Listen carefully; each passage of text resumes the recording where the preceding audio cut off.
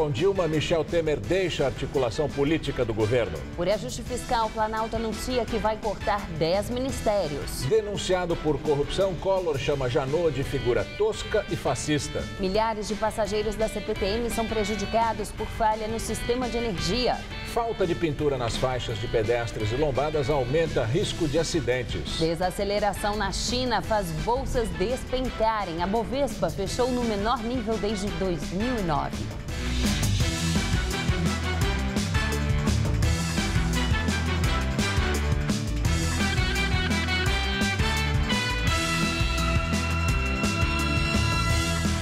Uma falha técnica reduziu a velocidade na linha 7 Rubi da CPTM e afetou milhares de passageiros hoje de manhã em São Paulo. De acordo com a CPTM, às 6 horas, a linha apresentou uma falha no sistema de energia que fez com que os trens operassem com velocidade reduzida e maior tempo de parada entre as estações Luz e Francisco Morato. Diante da lotação das plataformas, algumas estações, como Francisco Morato e Caieiras, foram momentaneamente fechadas. Usuários da linha filmaram várias pessoas andando sobre os trilhos. A operação só foi normalizada por volta do meio-dia. Diariamente, 395 mil passageiros são transportados no trecho entre Francisco Morato e Luz. A Corregedoria da Polícia Militar investiga a participação de 19 pessoas nas chacinas que aconteceram no dia 13 de agosto em Osasco e Barueri, na Grande São Paulo, e resultou na morte de 18 pessoas. Ontem foram cumpridos mandados de busca e apreensão na casa dos suspeitos. 18 são policiais militares e ainda o marido de uma PM. Foram recolhidos celulares, computadores e armas que devem ajudar nas investigações. A Corregedoria diz ainda que os suspeitos moram em Osasco, Barueri, São Paulo e Sorocaba e que se trata de um grupo organizado com clara intenção de vingança. Testemunhas ouvidas neste fim de semana disseram que uma viatura da Polícia Militar acompanhou em vários momentos o carro prata, no qual estariam suspeitos de realizarem a chacina. Os depoimentos ainda apontam que, após os ataques, PMs teriam recolhido cápsulas antes da perícia chegar. As mortes ocorreram dias depois dos assassinatos de um PM e um guarda civil nestas duas cidades. Alunos da USP invadiram uma aula do secretário estadual da Segurança Pública, Alexandre de Moraes, e cobraram uma posição dele sobre a chacina. O ato foi hoje de manhã e durou poucos minutos. Pelo menos 40 alunos cobraram a presença do secretário na audiência pública amanhã em Osasco sobre a chacina. Num microfone, um estudante fez duras críticas à Polícia Militar. Também fortes indícios que eles foram cometidos por grupos de termos da Polícia Militar de São Paulo, do estado de São Paulo. Então, assim, tendo em vista que esse não é um caso isolado, mas sim, é uma prática institucionalizada da Polícia Militar, e a gente sabe que com forte sensitividade social e racial, que isso é uma prática cotidiana. O secretário Alexandre de Moraes é professor de Direito Constitucional na USP. Subiu para 41 o número de alunos do Colégio Jatobá, uma escola particular em Santo André, que passaram mal. 36 estão internados, 5 na UTI. O novo balanço foi divulgado hoje pela Prefeitura de Santo André. As crianças foram hospitalizadas na última sexta-feira com quadro de náusea, febre e diarreia. Até agora, não há um diagnóstico exato sobre o caso. A vigilância epidemiológica coletou amostras de água e de alimentos no local. E segundo a direção do Colégio Jatobá, os resultados devem ser divulgados até quarta-feira. A escola está fechada e não tem previsão para a reabertura. Neste domingo, mais uma vez, a Avenida Paulista foi aberta aos pedestres e ciclistas durante a inauguração da ciclovia da Bernardino de Campos. Veja na videoreportagem de Renata Falzoni. Assim que foi aberta ao público, o povo tomou conta do trecho de ciclovia que integra a Paulista ao resto da rede cicloviária. Durante o pedal inaugural, o prefeito foi abordado por alguns cidadãos exaltados.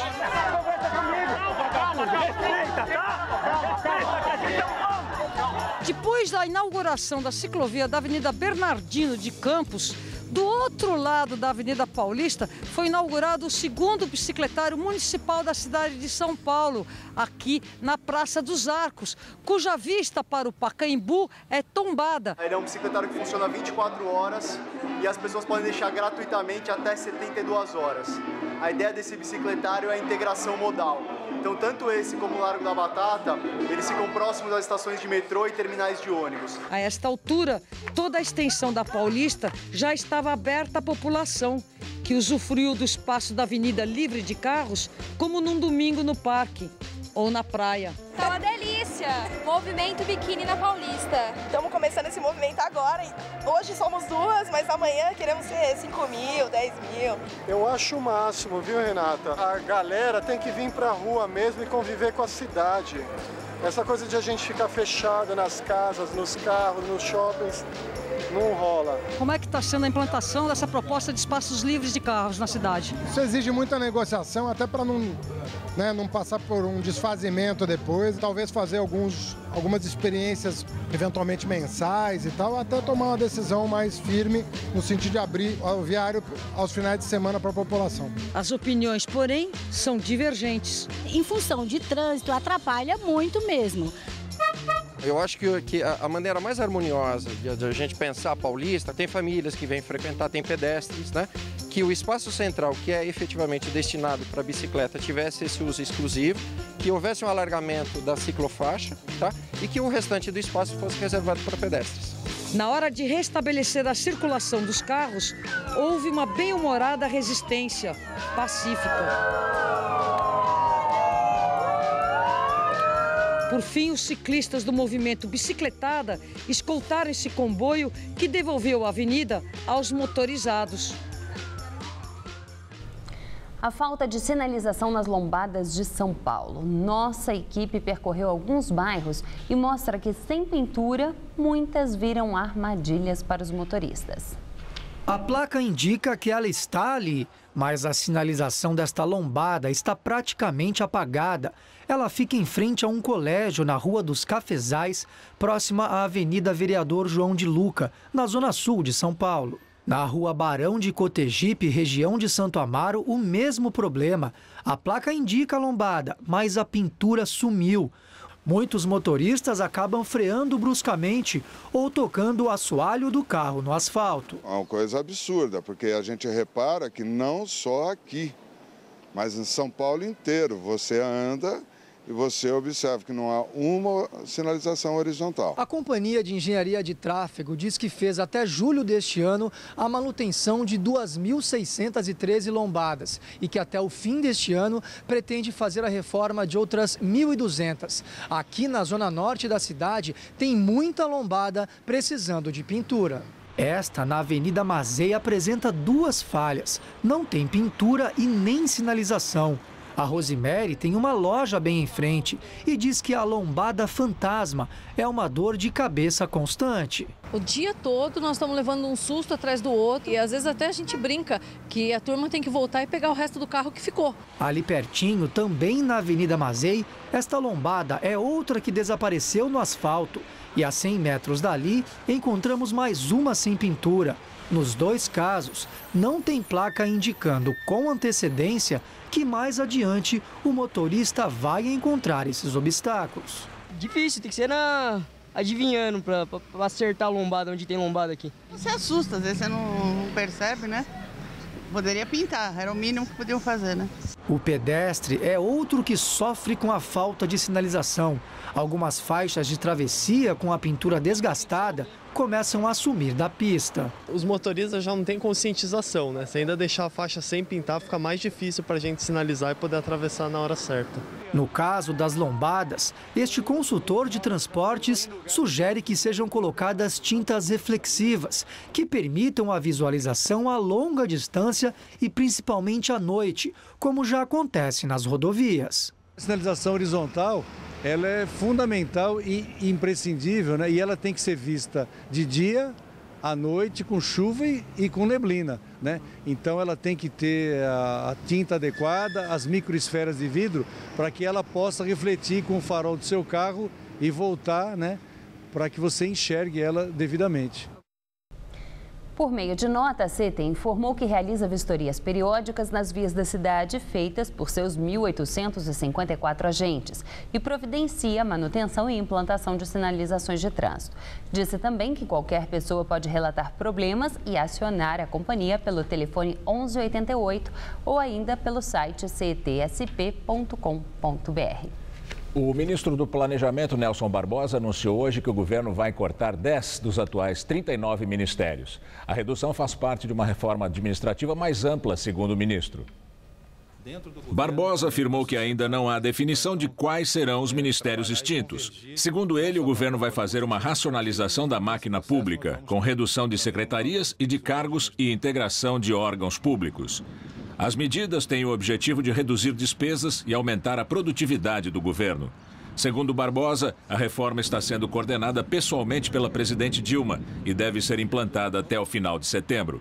A primeira diretriz é uma redução no número de ministérios. Uma redução de 10 ministérios como referência. Então, estamos trabalhando com a meta de referência de reduzir o número de ministérios em 10. O vice-presidente da República, Michel Temer, do PMDB, comunicou ao presidente Dilma Rousseff que não vai mais cuidar da articulação política, que envolve negociação de cargos e emendas parlamentares. Temer entende que a missão dele se esgotou na aprovação do ajuste fiscal. Agora ele deve cuidar apenas de grandes temas na relação do governo com o Congresso. A articulação política vai ficar, por enquanto, com o ministro da Aviação Civil, Eliseu Padilha, do PMDB, que já vinha colaborando com Temer. E agora vamos ao comentário de José de Souza, direto de Brasília. De monotonia, ninguém pode acusar o governo Dilma Rousseff.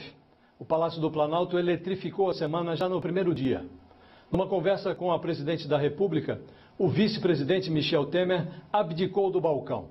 Temer informou a Dilma que não vai mais cuidar do toma lá da cá, do troca-troca de cargos e verbas por apoio no Congresso. Na prática, Michel Temer deixou a articulação política do governo. Ele diz que agora só vai cuidar da macropolítica. Significa dizer que Dilma Rousseff ficou um pouco mais nas mãos do presidente do Senado, Renan Calheiros, o que é péssimo para ela. Tudo isso ocorre num instante em que um pedaço do PMDB discute com a oposição qual a melhor forma de transformar o vice Michel Temer em versa, afastando Dilma Rousseff do cargo de presidente. Diante desse cenário adverso, Dilma resolveu improvisar. Ela mandou o ministro Nelson Barbosa divulgar algumas notícias que imaginou seriam bem recebidas. O ministro veio a público para informar que o governo decidiu cortar 10 dos seus 39 ministérios. Que ministérios serão cortados? Bem, não se deve fazer pergunta difícil ao ministro. Isso o governo ainda não sabe. Vai estudar a matéria, talvez lá para o final de setembro tenha uma resposta. Nelson Barbosa disse que o governo também vai cortar uma parte dos seus mais de 22 mil cargos de confiança. Quantos cargos serão cortados? Bem, isso também o ministro ainda não sabe. Quer dizer, Nelson Barbosa disse coisas definitivas sem definir muito bem as coisas. No momento, Dilma Rousseff persegue 2 objetivos estratégicos. Um é não cair e o outro é passar a impressão de que ainda preside. Dilma faz uma mágica atrás da outra. E como já não há coelhos dentro da cartola, a presidente tenta tirar cartolas de dentro do coelho. Boa noite. Da tribuna do Senado, Fernando Collor chamou o Procurador-Geral da República, Rodrigo Janot, de figura tosca e fascista. Na semana passada, Collor foi denunciado ao Supremo Tribunal Federal por Janot. O senador e ex-presidente da República é suspeito de participar do esquema criminoso de desvio de dinheiro da Petrobras. Durante o pronunciamento, Collor questionou a atuação de Janot na Operação Lava Jato. Disse também que ele não tem estabilidade emocional, sobriedade e perfil democrático para conduzir o Ministério Público. Estamos, sim, diante de um sujeito ressacado, sem eira nem beira, que se intitula Senhor do Baraço e do Cutelo, que acha que tudo pode e tudo faz a seu bel prazer. Trata-se, senhoras e senhores senadores, do senhor Rodrigo Janot, de um fascista da pior extração. Não é a primeira vez que Collor critica Janot. No começo do mês, também da tribuna, ele chegou a xingar com palavrões o procurador. Collor foi denunciado pelos crimes de corrupção e lavagem de dinheiro. Ele é acusado de receber 26 milhões de reais como pagamento de propina por contratos firmados na BR Distribuidora, uma unidade da Petrobras. Moradores do bairro de Perus, na zona norte de São Paulo, lutam há mais de 30 anos para preservar um pedaço da história do local. Eles querem transformar o que resta de uma antiga fábrica de cimento num centro de lazer, cultura e memória do trabalhador. Por mais de 60 anos, onde hoje estão essas ruínas, funcionou a primeira fábrica de cimento do Brasil. A Cimento Perus foi criada nos anos 20 aqui na zona norte de São Paulo por um grupo empresarial canadense. Naquela época, Perus era um bairro totalmente rural, que começou a se urbanizar conforme os trabalhadores se estabeleciam nas redondezas. Só no início dos anos 50, a empresa passou para o comando do empresário paulista José João Abdala, conhecido como JJ Abdala. Mas ele ficou famoso mesmo pelo apelido Mau Patrão. O seu Sebastião, que era empregado da fábrica, que o diga. Não gostava de pagar ninguém, não gostava de pagar imposto. Um tempo a fábrica foi confiscada, né? Com todo o eucaliptal que tinha em volta, foi confiscado tudo pelo governo federal. Dá uma olhada nas casinhas ali atrás, a igreja, tudo em ruínas. Aqui era a Vila Triângulo. Hoje ela está abandonada, mas ela já serviu de moradia para quem trabalhava na fábrica de cimento. Todo um bairro que nasceu em função da fábrica. Mas esse não é o único marco da Cimento Perus, não. O JJ Abdala, presidente dela, era muito intransigente com os trabalhadores, o que levou a gigante a ficar parada por um tempão. Uma das greves mais longas de que se tem notícia no Brasil. Foram 7 anos com parte dos funcionários de braços cruzados. Reclamavam de turnos muito longos e pagamentos em atraso. E no fim, conseguiram receber salário proporcional aos 7 anos parados. Foi o que aconteceu com o seu Amador. O que eu tinha direito eu recebi, 48 mil. Parte da família do seu Nelson trabalhou na Cimento Perus. Por isso, ele resolveu criar um acervo de fotos da companhia. E sabe qual a memória que ele tem da infância? A gente escrevia o nome nos móveis da casa da avó, na nossa casa mesmo. Escrevia o nome no pó, né? Então tinha muita poeira. Essa poeira toda era a poluição emitida pela fábrica. É horrível aqui, porque você não conseguia olhar para o céu. O pó de cimento caía. As plantas todas tinham uma cobertura de cimento em cima. Após uma série de problemas na década de 80, a fábrica fechou em 87. E em 1992 se tornou um patrimônio histórico. Hoje, os moradores do bairro se unem para transformar esse pedaço de história em um polo de educação e cultura. Podia ser transformado num museu, ou transformado numa escola, sei lá, tanta coisa que pode ser feito aqui. É um patrimônio histórico que não é do bairro. É da cidade de São Paulo, é do Brasil.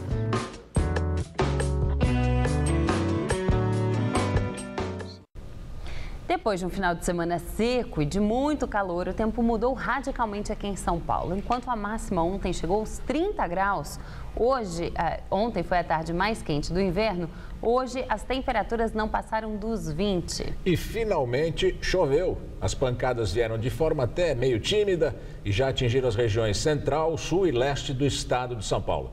Vamos ver se o tempo continua assim amanhã com Mariana Armentano, que traz os detalhes da previsão. A massa de ar seco finalmente perdeu força entre o sul e o sudeste do país. Um sistema de alta pressão mantém o tempo nublado com chuva a qualquer hora em toda essa área em verde mais escuro, desde o leste de Santa Catarina até o centro-sul do Espírito Santo, pegando também o extremo sul de Minas Gerais. Nas outras áreas em verde no mapa, as chuvas são mais passageiras e o sol predomina. Onde está amarelo, o tempo continua firme. A máxima não passa dos 16 graus em Curitiba, dos 19 em Florianópolis, mas chega aos 29 em Belo Horizonte e aos 38 graus em Palmas. Para os paulistas, a previsão é de chuva já pela manhã, mas que perde força ao longo da tarde no centro e no oeste do estado. Mesmo assim, a máxima vai aos 29 graus em Presidente Prudente e aos 30 graus em Presidente Bernardes. Na faixa norte, não chove amanhã e a máxima chega aos 34 graus em Ribeirão Preto. No leste, o dia será nublado, com chuvas a qualquer hora do dia. Em Santos, a máxima vai só até aos 20 graus amanhã. Vamos ver as temperaturas aqui para a capital? Nesta terça-feira, mínima de 15 e máxima de 23 graus. Na quarta, esquenta mais e ainda chove, máxima de 28. Na quinta-feira, o calorão volta com tudo, máxima prevista de 31 graus, com pancadas de chuva durante a tarde. Em sessão secreta, a OAB de São Paulo cancelou a inscrição do ex-ministro José Dirceu, devido à sua condenação no mensalão petista. Os conselheiros da OAB paulista consideram que Dirceu não tem idoneidade para advogar, um dos requisitos básicos da profissão, de acordo com o Estatuto da Advocacia. O ex-ministro pode recorrer da decisão. Dirceu está preso preventivamente desde o dia 3 deste mês, acusado de participar do esquema de corrupção da Petrobras.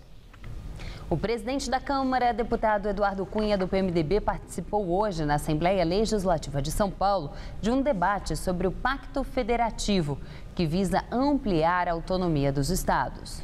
Durante o encontro, ele falou que a saída do vice-presidente da República, Michel Temer, também do PMDB, da articulação política, é um bom sinal. Um pequeno grupo de manifestantes protestou contra o deputado. O encontro, que reuniu presidentes das Assembleias Legislativas dos estados, foi para discutir a proposta que permite que deputados estaduais legislem sobre questões hoje restritas ao Congresso Nacional. Também participaram da reunião senadores do PSDB e o presidente da Câmara dos Deputados. Eduardo Cunha, do PMDB, foi alvo de um protesto em plenário. Manifestantes conseguiram furar a segurança reforçada hoje e chegaram até uma área destinada aos jornalistas. Na semana passada, Eduardo Cunha foi denunciado à Justiça na Operação Lava Jato, acusado pela Procuradoria-Geral da República de receber propina para intermediar contratos de compra de navios da Petrobras e usar uma igreja evangélica para lavar dinheiro. Mesmo depois da denúncia, a Procuradoria-Geral da República continua em busca de contas e depósitos no exterior, supostamente ligados a Eduardo Cunha. O presidente da Câmara tem repetido que não pretende deixar o cargo durante o processo, sobre o qual, hoje, ele preferiu manter silêncio. Eu não falo sobre esse assunto é com o meu advogado. Eduardo Cunha comentou a disposição de Michel Temer de deixar o cargo de articulador político do governo junto ao Congresso. O vice-presidente da República anunciou que não vai mais cuidar do dia a dia da função, como negociar cargos e emendas. Ele não tinha condições nenhuma de cumprir um trabalho pela sabotagem que foi feita ao longo de todo esse tempo perante o trabalho dele. E as condições políticas vão se mudando. Então, eu acho que a saída dele da articulação, se confirmada, é um bom sinal para ele. E eu estou defendendo que o Congresso do PMDB adiante, foi convocado para novembro, que seja convocado para antes, para a gente discutir a possível saída do PMDB do Brasil. O deputado falou ainda sobre o corte no número de ministérios anunciado hoje pelo ministro do Planejamento, Nelson Barbosa. Se você reduzir 10 ministérios, menos 10 ministros para pegar avião da FAB, menos 10 carros com motorista, menos 10 chefes de gabinete, menos 10 assessores de sei lá do quê, menos cargos de comissão, consequentemente é um sinal positivo para a gente mostrar que o governo está preocupado também em economizar recursos públicos. E agora vamos ao comentário de política com Bob Fernandes. Trabuco, presidente do Bradesco, disse: a crise política é mais forte que a econômica. Quanto pior, melhor, é melhor para quem? Para o Brasil, não é. Agora, Setúbal, dono do maior banco privado do país, o Itaú, opina na Folha. Pelo que vi até agora, impeachment não tem cabimento e isso criaria instabilidade para a democracia. Setúbal diz ainda: é muita discussão de poder pelo poder e pouca discussão sobre o país. O que querem os principais envolvidos nessa luta pelo poder? O vice Temer já se coloca. Aécio quer nova eleição. Alckmin sabe que sua chance é 2018. Serra sempre quer. Eduardo Cunha e Renan Calheiros querem salvar o pescoço. E Gilmar Mendes Gilmar Mendes. Ministro do Supremo e TSE, Gilmar quer investigar contas da campanha de Dilma, que recebeu doações ilegais de empreiteiras que lavaram a jato. Com voto de Gilmar e unanimidade, o TSE aprovou as contas em dezembro. As campanhas de Aécio, Eduardo Campos e Marina receberam das mesmas empreiteiras. A respeito disso, nem um pio do ministro. Com Eduardo Cunha já citado na Lava Jato, Gilmar Mendes foi à casa dele, Cunha, e lá discutiu o impeachment. Isso uma semana antes de Cunha ser acusado de receber propina de 5 milhões de dólares. O que disse a respeito disso o ministro do Supremo? Nada. O procurador Janot pede 184 anos de prisão para Eduardo Cunha e a devolução de 40 milhões de dólares. O que dizem PSDB, DEM, Caiado, Gilmar, Panelas e Ruas. Nas ruas, 5 dias antes, essa oposição atacou a corrupção, a do PT, silenciou sobre Cunha e demais. Mais até, anunciou em cartazes, somos milhões de Cunhas. E Fernando Henrique, demais tucanos e aliados, silêncio tumular sobre Eduardo Cunha, que segue presidente da Câmara e pontificando. Eduardo Cunha e os 40 milhões de dólares são solução mágica para livrar o Brasil da corrupção. Mas a corrupção que incomoda e enfurece, a do PT. A corrupção de todos os demais, secular, é aceitável, já está no DNA. Boa noite.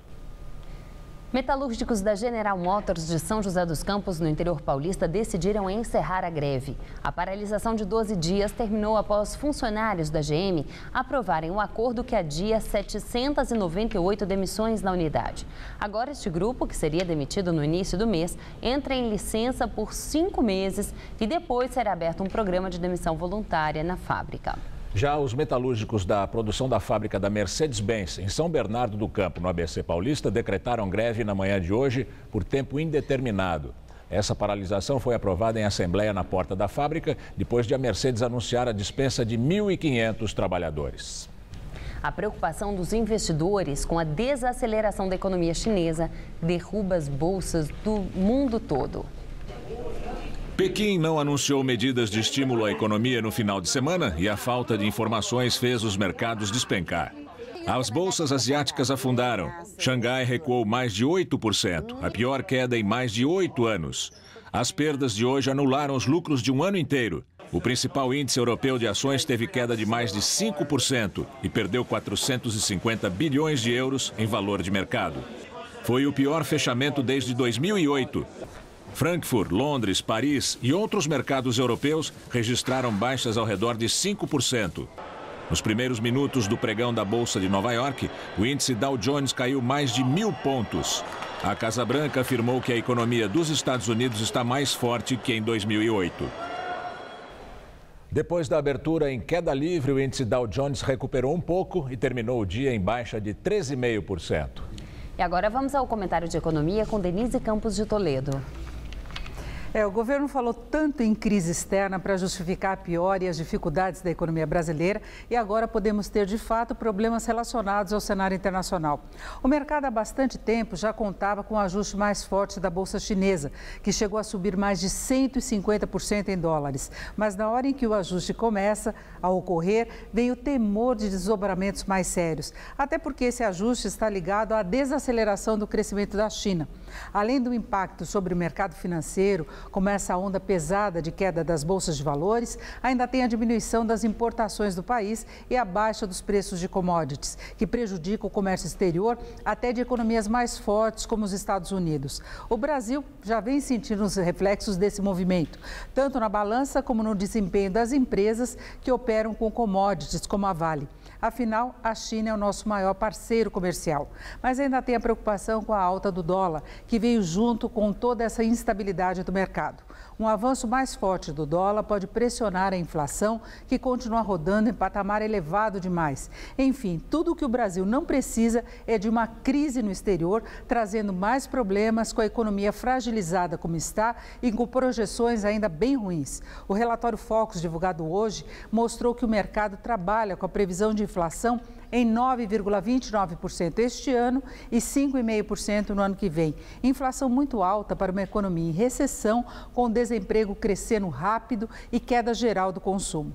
O mercado, que já prevê uma retração de 2,06% para o PIB, o Produto Interno Bruto, este ano e de 0,24% no ano que vem, fala em piora dessas projeções diante da falta de sinalização de retomada da atividade. Ao contrário, os indicadores ainda estão piorando e não se vê uma ação mais efetiva do governo no sentido de dar maior fôlego à economia. Liberações pontuais de crédito e favorecimento de alguns setores não vão garantir uma reação. Isso deve vir aos poucos, lá para o final do ano que vem ou em 2017, através de uma melhoria das exportações de manufaturados. Essa é a saída clássica de crises, desde que não surjam problemas adicionais, como essa ameaça agora da China. Eu volto na quinta, até lá. O governo do Distrito Federal iniciou a desocupação da orla do Lago Paranoá. Essa região concentra alguns dos imóveis mais caros de Brasília. O Lago Paranoá era, no projeto original da capital federal, uma área de lazer, mas os proprietários dos terrenos próximos construíram muros e cercas irregulares que impedem o acesso ao local. Depois de anos de disputa entre os moradores e o governo, a desocupação total da orla do lago começou hoje e deve levar 2 anos. Cerca de 400 imóveis serão afetados. As construções irregulares feitas a menos de 30 metros das margens sul e norte do lago serão derrubadas. Já as estruturas de lazer, como quadras de esporte, serão mantidas para uso público. A presidente Dilma Rousseff anunciou que a reforma ministerial vai extinguir cerca de 1.000 dos 22.500 cargos comissionados no governo. Antes de sua entrevista, o ministro do Planejamento, Nelson Barbosa, como já vimos, tinha informado que o governo estuda cortar 10 ministérios. Segundo Dilma, a reforma administrativa tem um caráter estruturante. Dilma também negou qualquer possibilidade da saída do ministro da Fazenda, Joaquim Levy. Hoje circularam boatos de que ele deixaria o cargo. O cenário político nacional após o clamor das ruas, na entrevista do dia com Maria Lídia Flandoli. Quem analisa o impacto das pressões sobre a crise política e econômica do país é o jornalista Eugênio Butti, professor de jornalismo da Escola de Comunicações e Artes da USP, colunista do Estadão e da revista Época. Eugênio Butti foi presidente da Radiobras no governo Lula. Muito obrigada por estar conosco. E depois das manifestações, o que nós estamos querendo ouvir dos nossos convidados é a avaliação sobre o recado das ruas, nas 2 manifestações, tanto do dia 16 como do dia 20. Maria Lídia, boa noite ao telespectador. É um exercício um tanto difícil entender o recado das ruas. Eu começo pelas manifestações do PT. Ou as manifestações pró-governo. É incrível porque a crítica mais contundente ao governo vem dessas manifestações, que repelem a principal linha que o governo desesperadamente e com todo o mau jeito do mundo tenta implementar, que é a política econômica representada pelo Joaquim Levy. A oposição ao Levy é total nas manifestações de rua, que, no entanto, dizem apoiar o governo Dilma. Como fazer para decifrar essa contradição? É um recado difícil de entender e de explicar. Do outro lado, as manifestações pelo impeachment também têm o seu aspecto bizarro, por assim dizer. Porque, normalmente, as manifestações afloram de um movimento mais profundo, que é contínuo, que é organizado, que é persistente. As manifestações pelo impeachment são uma espécie de happening. Isso tem acontecido, por mais nobres que sejam as intenções de muitos que lá estão, por mais admirável que seja o exercício da cidadania, daqueles que se opõem, mas não há nada de consistente na articulação dessas manifestações e muitas vezes elas se perdem num exercício quase que de narcisismo, a quantidade de selfies, o pau de selfie impera nas manifestações. Pois eu sou sua leitora, eu li seu artigo na semana passada sobre o pau de selfie, em que esse exercício de narcisismo e que passando a ideia, até o figurino da própria manifestação, escrito por você isso, passando uma ideia de que estava ali muito mais privilegiada a forma do que o conteúdo. Sim. Eu pensei muito nessa sua avaliação. Porque depois o Instituto Datafolha fez uma pesquisa e na pesquisa aparece uma coerência que é conteúdo, que 80% das pessoas queriam ou renúncia e outros ou 80 e poucos o impeachment. Ou seja, tem uma coerência e fui para a rua para isso.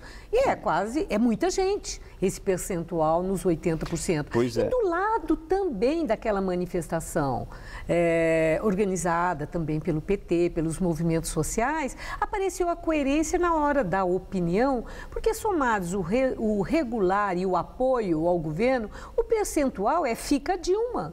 Isso. Não é fora Dilma, fica Dilma. Isso. Então, os dois grupos, né, performáticos, um com as suas bandeiras vermelhas, os outros em verde e amarelo, privilegiando forma e etc. Mas também no conteúdo, na hora da pergunta, eu sei porque que eu estou aqui. Isso não é conteúdo?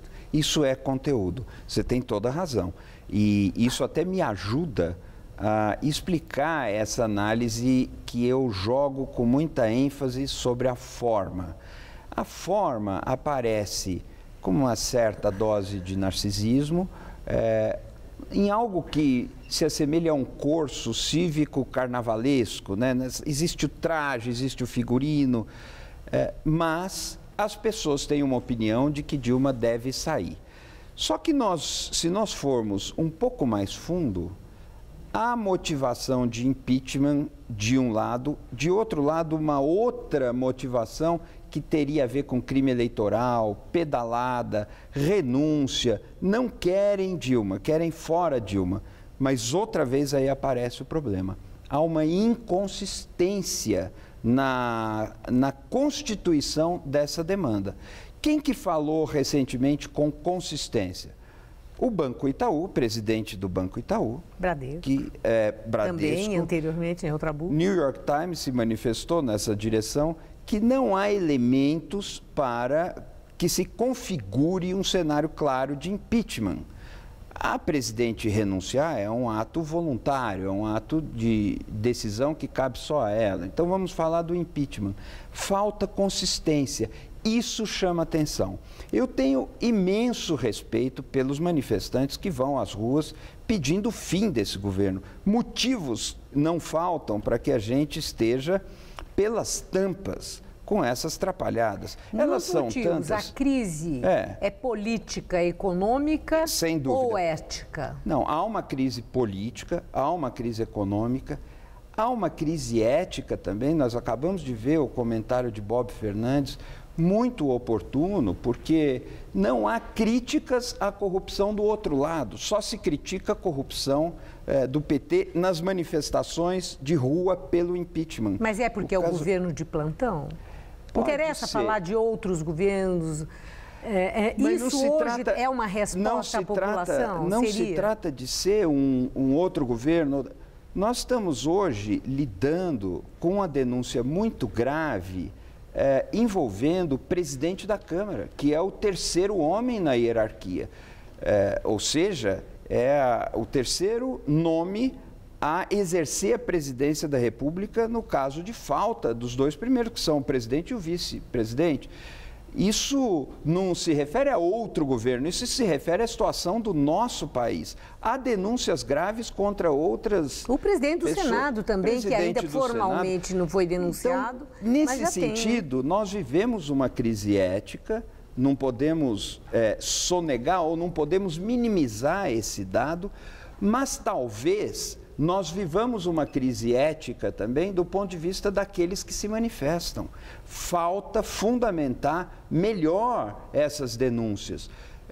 O nível de improviso no governo, sem dúvida nenhuma, é tão grande, mas na oposição e nas manifestações também, que surge aquela pergunta, tudo bem, se derrubar a Dilma, o que acontece?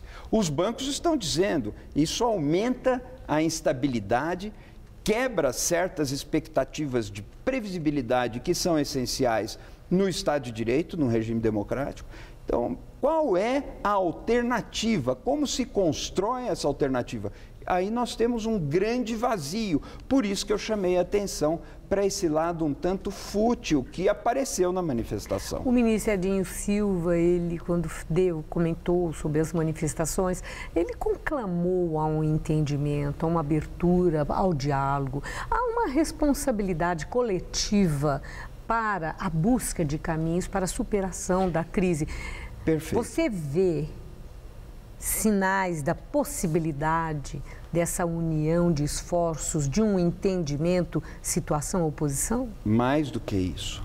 Não há saída para o Brasil se não for na base de um diálogo que reúna as principais referências de lados opostos, mas responsáveis. O Brasil precisa disso. A polarização, ela não pode ser alimentada indefinidamente.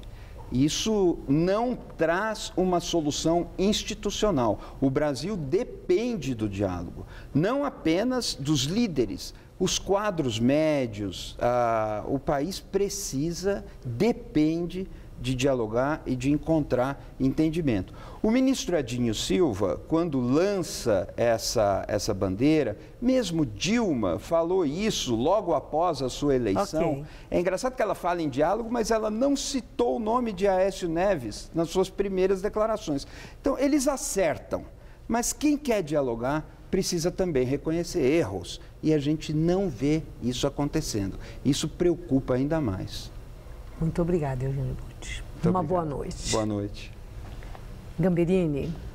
A primeira-ministra alemã Angela Merkel reagiu contra a xenofobia no país e disse que os protestos de extremistas contra refugiados são repugnantes. Os confrontos aconteceram perto de Dresden, no leste da Alemanha. Dezenas de extremistas jogaram garrafas e pedras na polícia e foram afastados com spray de pimenta. Eles protestavam contra a chegada de novos refugiados a um abrigo improvisado, instalado numa loja de materiais de construção. O novo centro deve receber 600 pessoas. A chanceler Angela Merkel estava sendo fortemente criticada pelo silêncio sobre o caso. Hoje, ao lado do presidente francês François Hollande, ela disse que é repulsivo como os extremistas de extrema-direita e os neonazistas tentaram disseminar a sua mensagem idiota de ódio em torno de um abrigo para os que buscam asilo. E que é vergonhoso ver que cidadãos alemães, até famílias com crianças, acompanhavam e apoiavam a marcha dos extremistas. Merkel e Hollande querem uma união política da Europa para lidar com a crise dos refugiados. A Alemanha espera receber 800 mil pedidos de asilo neste ano, mais do que qualquer outro estado da União Europeia. A Guarda Costeira Italiana resgatou mais de 4.400 pessoas no mar Mediterrâneo em várias operações neste final de semana. Mais de 2.000 refugiados desembarcaram no Porto Pireus, em Atenas, levados da ilha de Lesbos. São principalmente famílias que fugiram da guerra na Síria. A Unesco declara que o Estado Islâmico cometeu crime de guerra ao destruir um templo romano na Síria. Os jihadistas do Estado Islâmico explodiram o templo de Baal Shamin, que havia sido erguido há 2.000 anos na cidade desértica de Palmira. O templo era dedicado ao deus fenício das tempestades e das chuvas fertilizantes. O grupo tomou a cidade em maio, explodiu 2 santuários que considerava sacrílegos e executou pessoas no anfiteatro romano. Na semana passada, o Estado Islâmico decapitou o arqueólogo Khalid al-Assad, que tinha 82 anos e dirigiu o sítio de Palmira por mais de 4 décadas. Ele se recusou a revelar aos terroristas onde estavam guardados tesouros arqueológicos. As ruínas de Palmira são tomadas pela Unesco como patrimônio histórico da humanidade.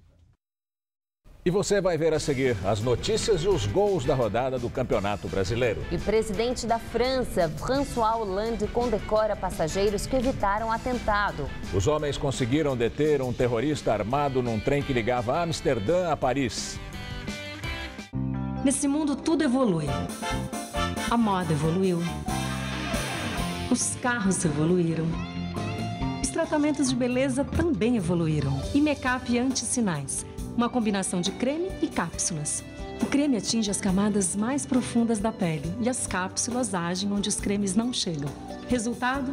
Com o Imecap Anti-Sinais, os sinais da idade não aparecem. Imecap Anti-Sinais, a evolução no tratamento de beleza. O governo federal lançou o Plano Safra. São mais de 216 bilhões de reais para apoiar a agricultura familiar e empresarial. O maior investimento da história do agronegócio brasileiro. É mais desenvolvimento para o agricultor familiar, para o médio e para o grande produtor, para as cooperativas e para a comunidade também. O Banco do Brasil é o maior financiador dos recursos do Plano Safra, porque é o Banco do Brasil. Você já ouviu falar na Lei de Zoneamento? Ela está em discussão na Câmara de Vereadores e existe para planejar melhor a nossa cidade. Definindo como vai ficar a sua rua, o seu quarteirão, o seu bairro, dizendo onde pode ter comércio, moradia, emprego ou áreas verdes. Quer saber mais? Acesse o nosso portal. Participe, uma cidade melhor também passa pelas suas mãos. Nesse mundo tudo evolui. A moda evoluiu. Os carros evoluíram. Os tratamentos de beleza também evoluíram. E make-up anti-sinais. Uma combinação de creme e cápsulas. O creme atinge as camadas mais profundas da pele e as cápsulas agem onde os cremes não chegam. Resultado? Com Imecap anti-sinais, os sinais da idade não aparecem. Imecap anti-sinais. A evolução no tratamento de beleza.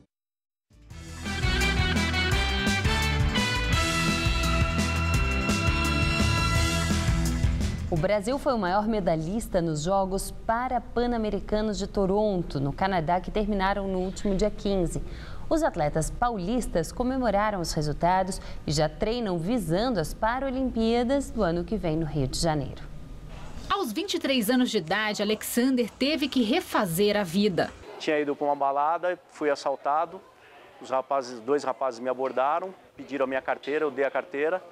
Eles mandaram eu virar e correr. No que eu corri, um deles deu 2 tiros, um tiro perfurou a minha medula espinhal e eu fiquei paraplégico. Aos 45, ele é um halterofilista campeão. Eu sou bicampeão mundial, sou campeão parapan-americano Rio 2007, sou 18 anos consecutivo campeão brasileiro e fui agora bronze em Toronto.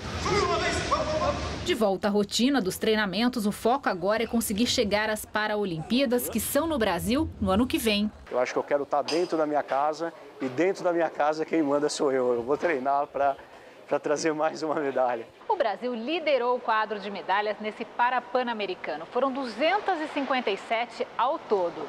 6 delas foram trazidas pela Stephanie, uma das atletas que mais conquistou medalhas para o Brasil. Uma de bronze, 1, 2, 3, 4 de prata e a de ouro no revezamento. E ainda poder nadar ao lado de grandes ícones do esporte paralímpico, que é o Daniel Dias, Clodoaldo Silva, é uma emoção inexplicável. A natação entrou na vida dela por uma recomendação médica. Stephanie nasceu com uma síndrome que impede o crescimento.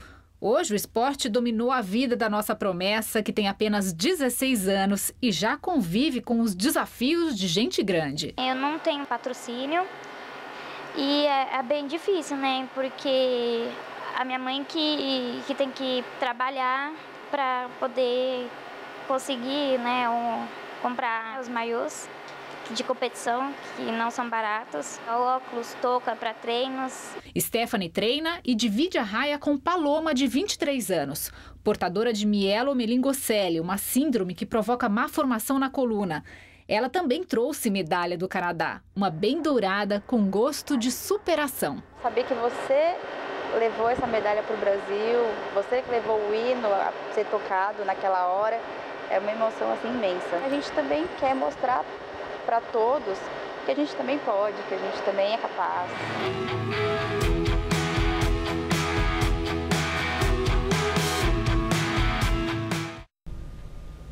E agora as notícias do futebol com Rodolfo Gamberini e Michele Janela. Na 20ª rodada do Campeonato Brasileiro, o Santos venceu em casa e Palmeiras e São Paulo perderam e se afastaram do G4. A Ponte Preta empatou em 0-0 com o Grêmio. Já no Corinthians, Wagner Love acordou e o time venceu o Cruzeiro e continua na liderança da competição, não é, Michele? É verdade, Gamberini. Na vitória corintiana, destaque para o Love, que fez as pazes com o gol.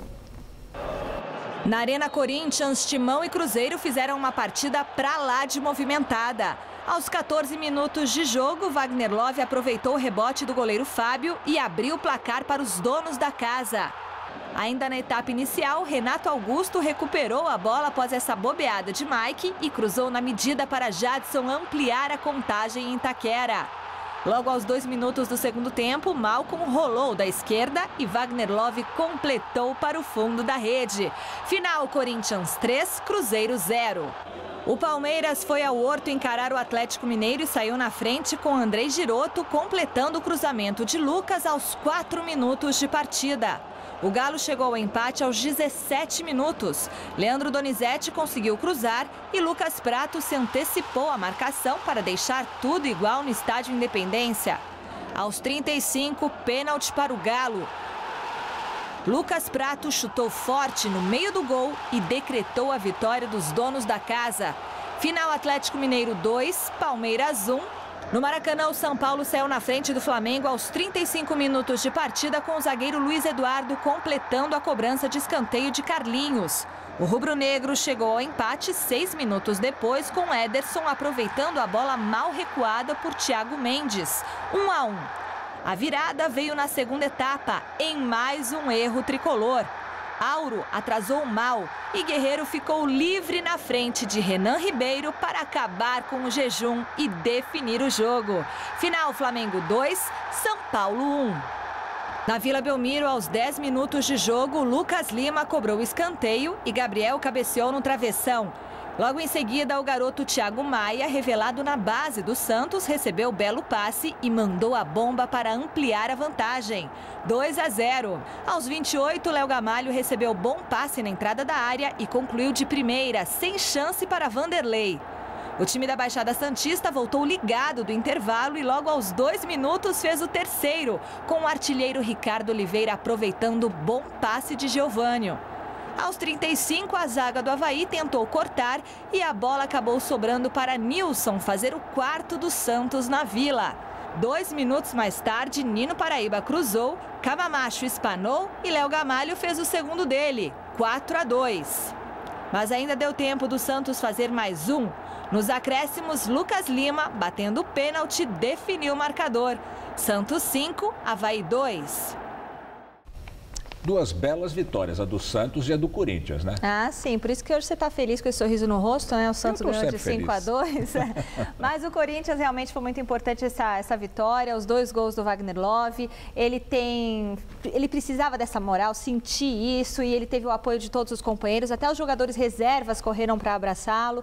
E o Tite disse que ele treinou, ele se dedicou muito, que ele não reclamou para a imprensa, que durante esse tempo todo ele estava realmente se dedicando e que por isso é realmente merecido. Agora, o importante é que ele mantenha uma regularidade para continuar mantendo o Corinthians na liderança do Campeonato Brasileiro, né? E quanto ao São Paulo, pode perder o técnico a qualquer momento. A situação do Osório realmente é muito difícil. Ele vai para o México? Ou ele vai para a seleção mexicana ou ele vai embora. Porque a questão é que ele recebeu uma mensagem de um membro da diretoria, ele ficou realmente chateado, ficou muito surpreso. Ele disse que perdeu 8 jogadores, que isso não estava nos planos dele e ele está realmente muito chateado. Então, esse mês ele define se fica ou não no São Paulo. Obrigado, Michele. Bom, outros 5 jogos completaram a 20ª rodada do Campeonato Brasileiro. O Vasco perdeu mais uma e segue firme na lanterna do Brasileirão. Veja os gols. O Goiás recebeu o Vasco no Serra Dourada e saiu na frente logo aos 4 minutos nessa linda bicicleta de Zé Love. O Esmeraldino ampliou 12 minutos mais tarde com Eric cobrando pênalti, 2-0. Daí para frente, o Goiás controlou a partida e aos 31 minutos do segundo tempo, Eric, em nova cobrança de pênalti, fechou a conta. Goiás 3, Vasco 0. Na estreia de René Simões no comando do Figueirense, quem abriu o placar foi o René do Sport, nesse chute de fora da área. O time da casa voltou melhor para o segundo tempo e chegou ao empate com Dudu aos 17 minutos.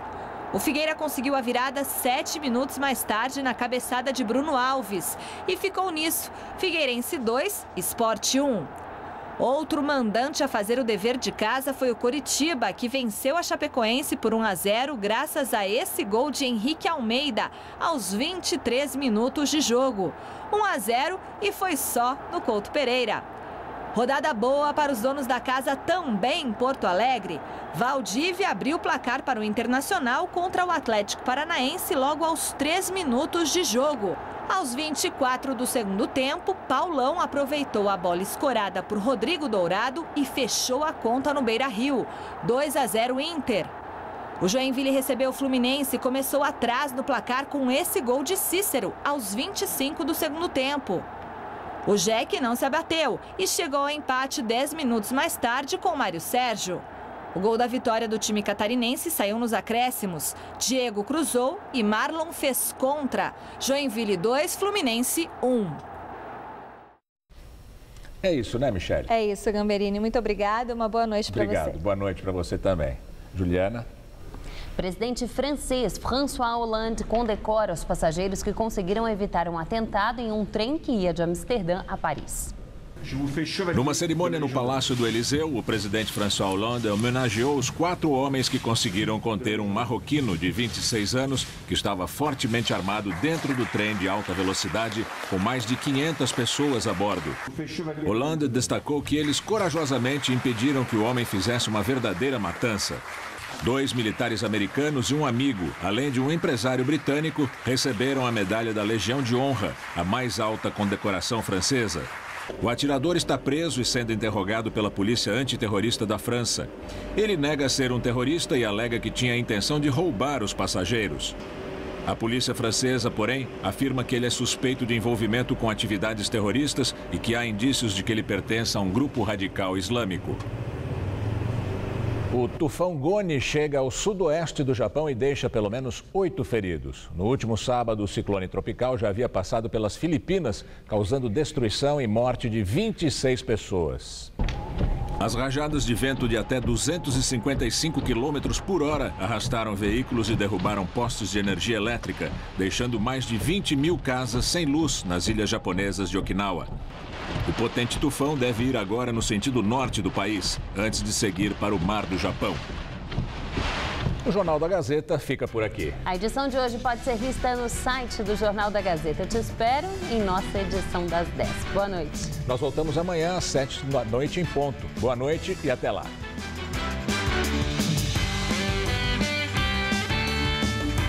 Hoje, 10h30 da noite, saiba mais sobre a história de Frei Galvão, o primeiro santo brasileiro no Todo Seu.